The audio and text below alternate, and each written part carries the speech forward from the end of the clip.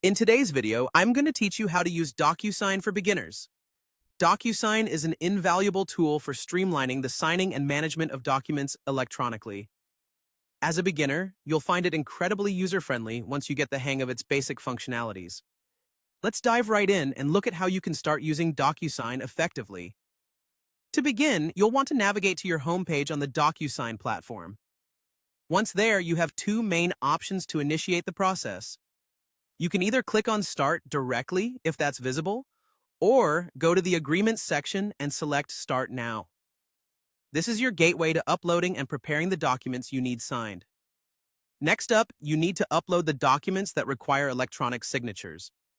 DocuSign offers flexibility here, allowing you to upload either PDF or Word files directly from your computer. If you frequently work with certain document formats, consider using a template. This can save you time and ensure consistency in your documents. Now that you have your document ready, it's time to specify who needs to sign it. You'll enter the name and email of the recipient. For security and to personalize the process, you have the option to add an access code. DocuSign allows you to communicate with recipients directly through its platform, so you can also add a private message as well as an email subject and body content if needed. This ensures that the recipient knows exactly what to expect and understands the importance of the document they are about to sign.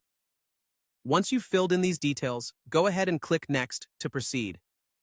With the document and recipient details in place, it's time to place the signature fields. Under the Standard Fields tab, you'll find all the signing elements you need. Simply drag and drop the Sign Here tags onto specific spots in the document where a signature is required. It's crucial to take your time with this step. Make sure these fields are placed accurately to avoid any confusion for the recipients.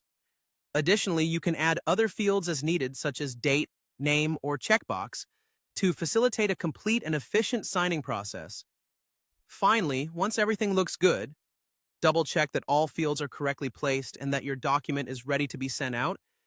You can go ahead and click Send. This action sends your document to the specified recipient's email address for signing.